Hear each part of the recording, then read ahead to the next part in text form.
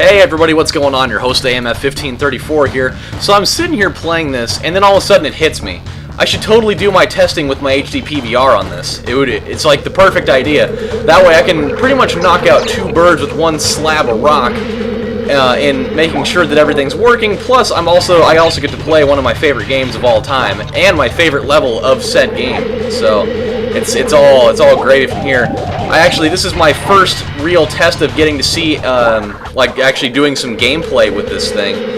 Most of the other testing that I've said that I've been doing, if you've been following me on Twitter and or Facebook, is mainly just making sure that the hardware itself works, which it does. I actually was having a little bit of a struggle with it in the beginning because I was having problems with like the color balance, mainly like the red not showing up.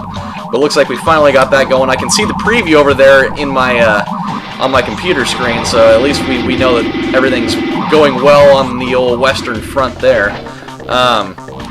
So yeah, for those of you that don't know what this game is, or if you don't know what this game is, I have lost all faith in humanity as a whole. Like, even people that aren't watching this, I have lost faith in them too, so don't mess it up for everyone, okay? This is Crash Bandicoot 3. It's definitely one of the best platformers ever in the history of the world, and I think that a lot of people would probably agree on those grounds. So I'm not saying that it's a bold statement, because I would say that it's perfectly acceptable in that sense. But yeah, so pretty much what this means for those of you that don't really understand what's going on with that is that this opens up the ability for me to, once again start doing Let's Play series on from games on console, as you are seeing right now. Wow, okay, we got some serious airtime there. So yeah, that's what we're looking at.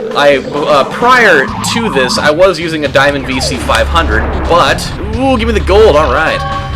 Excelente. I actually didn't think I did that well, but apparently it was good enough for a gold. Alright, what do we got here? Let's do hijacking the Reaganomic dildo. There we go. Some HRD vodka, if we will.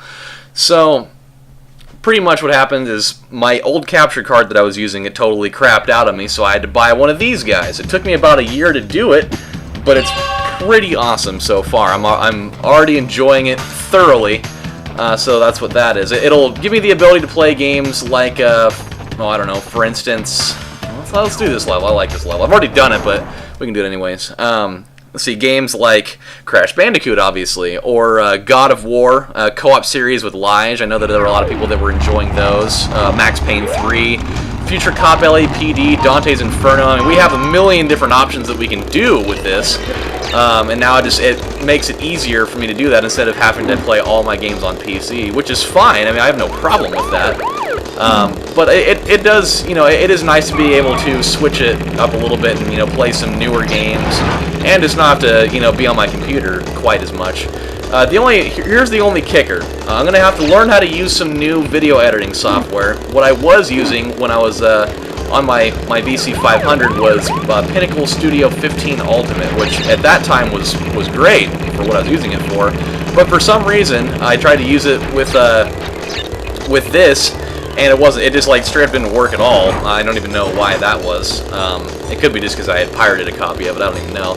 So I decided to download Pinnacle Studio 16 Ultimate. It's apparently the newest, latest and greatest thing there, and so I downloaded that and I tried it out, and actually that wasn't working either, and it was a really weird situation. It was actually inserting audio-video desync, and I couldn't for the life of me figure out why it was doing that, because like the raw video file itself didn't have any of that, and so it was a really strange scenario for that to be happening. I couldn't figure it out. So and apparently because the program is still pretty new, there wasn't really any support that anyone could give me, telling me really what to do about it. So I had to kind of, call that one a loss, and then move on to something else. So I decided to try another really popular one. I tried Adobe Premiere, another really high quality one that people have had good success with. Unfortunately, that also did not work, also upon the fact that I am not very good with Adobe software, just period. And I don't want to buy it because it costs like $50 million, so I didn't do that.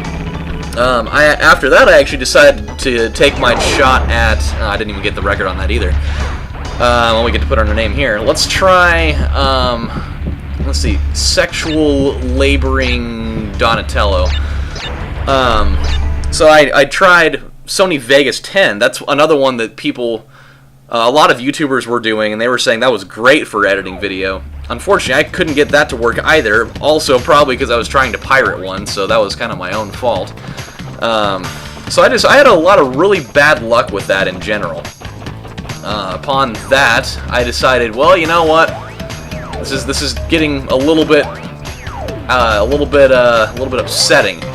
So in light of that, we decided, and by we I mean me, I decided to start looking around for some other ones. I actually came across this one called Cyberlink Power Director. I've never heard of it before, not once.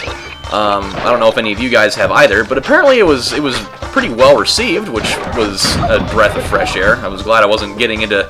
Okay, I guess we're gonna die. I'm glad it was nice to know that it was something that wasn't like super sketchy that, you know, was gonna end up being an absolute waste of my time. No, I almost did it again. Okay, we're good. So that was nice to know that I didn't totally waste everything in that. The only problem is that since I've never used it before, I have to totally learn how to use it. And that is going to be a little bit of a process. Luckily, a lot of these types of programs are pretty much the same.